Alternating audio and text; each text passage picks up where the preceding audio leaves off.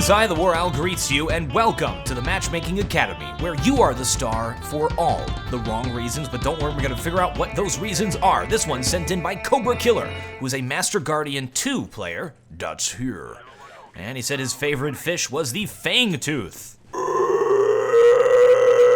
Alright, he had some questions here. On to Cash, we get to watch Cash, which is pretty interesting. I don't think we've done a Matchmaking Academy on this map just yet. Keep in mind, don't say disparaging comments against these players for their playstyle. They're sending this in to try to get better at the game. Have to be respectful. Oh, no!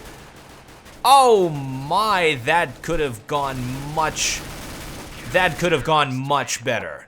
Let's figure out what happened there. So let's get a better idea of where the terrorists are economically coming into this round.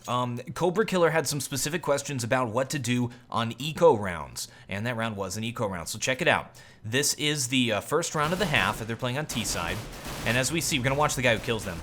Terrorists move into the site and plant the bomb. They all die, they plant the bomb, but we'll jump to the second round. That bomb plant means that they'll get a third round buy. So this second round really doesn't matter. You can full save on this round, get that full buy third round and go for a chance for it. So what you have here is a coin toss round. Like, it's just one you can throw away. Now, running up, let's look at our map here as we move into this round. Now, the strategy that the terrorists say is let's do this, and then we'll die here. Probably not the best strategy. If you want to go for a chance, you're either going to be charging into bomb site B, you're going to be charging into bomb site A, just trying to see if you can make something happen. Again, this round is really a throwaway, so that's not really a big deal, and it's not something to get too upset about if you get completely owned on it. What you want to be trying to do, is do enough economic damage if you can against these counter-terrorists. So next round, when you have the gun advantage and you have the economic advantage, it's going to be easier for you. So killing as many CTs as possible, or you don't even need to plant the bomb because you're going to have enough money to buy in the next round anyway. So going for the chance win, or trying to do as much economic damage as possible. Now, when you're trying to do that economic damage, it's probably best to not just charge up middle. I'm not really sure how that could be useful at all. The only way I can see that useful is if they actually charge over here and try to take bomb site B. So if they're doing this full charge, everybody together, YOLO, swag, whatever you kids say these days, it's best to just try to take one of the bomb sites and see if you can get an easy win. Or they could split up across the entire map, all over the place, in the boosts, outside of the B, and try to pick off these counter-terrorists, try to bait them out, try to figure out where they are positionally in order to get a few free kills on them. Because again, this round is a throwaway. You want to do that economic damage for the next round. So again, not that big of a deal. Let's watch it, however, from Dork's perspective, just for the lulz. And here it goes. Oh. Aye. Ah. That ain't good. That ain't good there. You guys got owned. Okay, so this round, our hero, Cobra Killer, was asking how to do an A site take better here. Alright, at this point, we see that terrorists get smoked out. They can't push in until that smoke clears. We saw that it was a double smoke, meaning that the CT's messed up. Since it's only one smoke for a player, they have to assume at this point that they're not going to be able to re-smoke that, because you generally have one player playing A, one playing highway. Those are the guys who are going to be throwing these smokes at A main here to delay this push as long as possible. Also, the timer inside of matchmaking is 2 minutes versus 1 minute 45 seconds, and you aren't really able to hold off a push long enough to be useful in matchmaking versus an actual competitive match. So again, this isn't that big of a deal. Now, one of the mistakes we do see here, they're setting up to do this A take. You can probably already see it. They are putting all of their eggs in one basket, and they are doing a let's do an A take, everybody push in together. We got 2 players coming over here to the door, 3 coming A main. There's nobody watching their flank. And as you'll see, these guys are going to get punished for that going forward. Alright, so let's resume. Cobra Killer takes it upon himself to sneak past the smoke, position himself here, and it looks like, yeah, they are committing to it. So this is not a bad idea, because now you have another vantage point. Of course, from this spot, you're very exposed. There's no cover here. There's not somewhere that you can hide or anything. And as we see, he does get vision as this smoke clears of the dash player. up here inside of heaven. So that's really good. Now, all that needs to happen here is his teammates to throw a flash out. He says, okay, I know where this guy is. Let's flash him. Let's throw our smokes, and let's take the site. We don't really see anything of that effect happen here. Cobra Killer now knows where he was, and instead of doing some kind of a flash or something like that, he's going to pick this player. And again, not a bad decision at all, in the least. However, there could be a player down here at Forklift. May want to think about all the different positions that you can pick from. There is nobody there, and you can assume there's not somebody there, that since the highway player is playing up here inside of these rafters. Oh, you got one digged through the wall. So again, not really much you could do to improve there. That guy just got an excellent shot on you, Mr. Cobra Killer. Oh, there's the flash. That actually would be incredibly unhelpful since it would have flashed his teammate. Yeah, not very helpful there, Mr. Teammate. So I'm going to hop in game after this, and I'm going to show just a few of the flashes and smokes you can throw here at a site to make it a little bit easier to take, especially if you're doing this full bore charge in take on the bomb site. So at this point, we see the terribleness that happens. We have two players who are able to rotate through the entire map. Now, if we can pause it here for a second, what we can see and what we can look at in terms of the map control is that terrorists have given the entire map to CTs. What do CTs have right now? CTs, we can't draw on it unless it's going. Okay, here we go.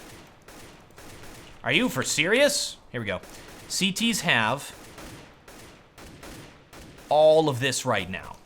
All of that. They could be anywhere outside of this circle. Terrorists have given that complete map control to them, allowed them to take a positional advantage, and as we see, they are surrounded. It's a 3 versus 3. CTs are going to have the advantage here, even though terrorists are taking that bomb site, because they have these players sneaking up behind them that they're not watching, and this is where the badness happens. Let's watch this player who's flanking here. They now know about it. They're inside of the site, but they have to watch 2 spots at once. Puts it into a 1 versus 1.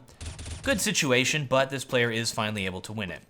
So it's always a good idea to have a lurk player, what we know as a lurk player. That's a player who's playing somewhere else on the map. Also, sometimes best not to just commit to one bomb site or the other, but to spread your guys out and try to get intel, try to give fake tells and that sort of thing. So have a player playing B, have a player playing mid, or even this player being boosted up here.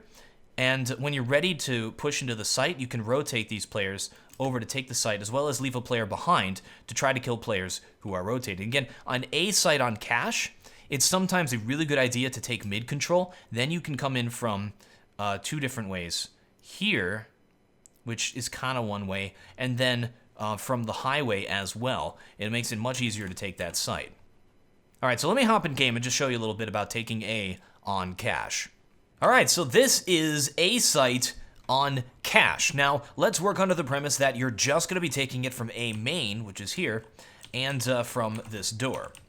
So how they had it set up, they had 2 players from this door, and they had 3 players coming a main. Let's check out this site. Let's look at the lay of the land. Let's think about where CTs could be. Now, we saw one player was up top here. This spot is actually really easy to deal with because the player is always going to be exposed no matter where he stands. He can't take cover. There's no possible way for him to get behind something unless he tries to jump down, and again, he's super exposed when he tries to do that. So it's not a good spot, but it's one you have to think about. Over here inside of the site, very common positions are right here. Because look at all the cover you can take. You can do a right-handed throw to throw flashes over the wall or nades or anything like that. Or a right-click throw. You can stand right here. Or there could be a CT standing back here at quad. If you look at the lay of the land here, we've got like 3 main boxy areas here. And they're the ones we have to think about. So let's think about where we would want a smoke to land since we're entering through these 2 entrance points. Now, entering through here is very exposed from a player at highway. Look at that. You can easily get sniped. You can snipe by a player up there. You can get killed from forklift. You don't want to think about all of these different places you have to look. And when you open the door from this side, it opens outward. So when you're standing here, you can easily get hit by the player inside of the site through this door, which is really nasty. So let's think about where we want to smoke so that these players can move in, so that they are not exposed from this spot. They can just focus on forklift, and then as they move in into the site, let's take this out of the equation. So right here, is the ideal place to land a smoke. Look at this. You don't have to worry about truck. You don't have to worry about rotators. As you move into the site, you just have to worry about the players. Forklift up there, or the guy playing inside of the site. Brilliant smoke. So how do we accomplish this? There are ways you can do it over the top of this thing, but since they had their players inside of A main, the easiest way to do it is just to line up. You can use Kentucky windage on this. You don't have to be exact. Just line up anywhere in this area. Make sure you're not visible from right there. Look at the very center of this box thing, or this pallet thing, and just do like a little step as you throw it, and aim right at the center. It's really simple to throw. You don't have to be exact because it's such a small opening. And look, this is perfect. You can't see through that at all. All you have to do is have one player throw that.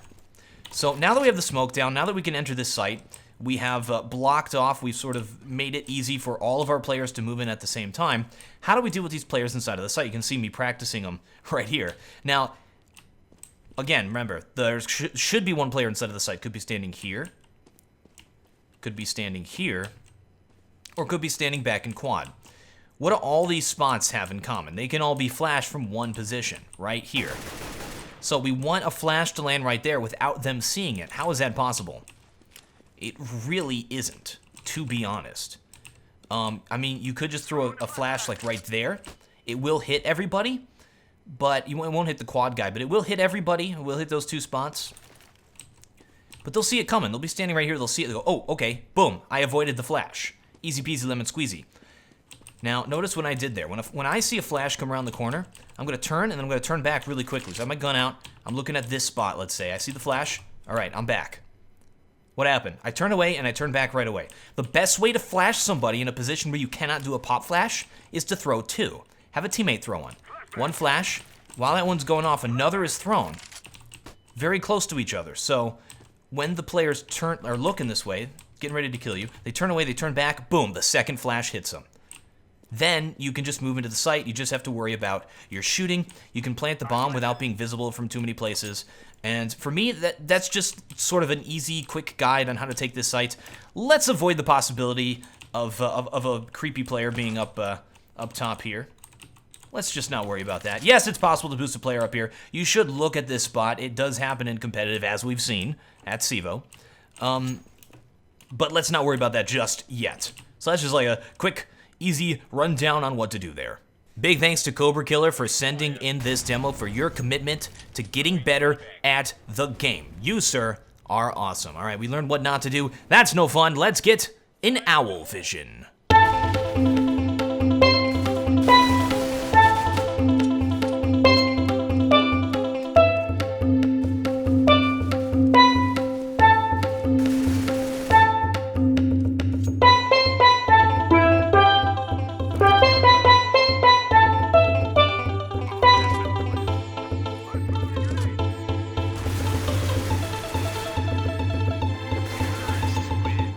I'm the WarOwl, and I still have no closer.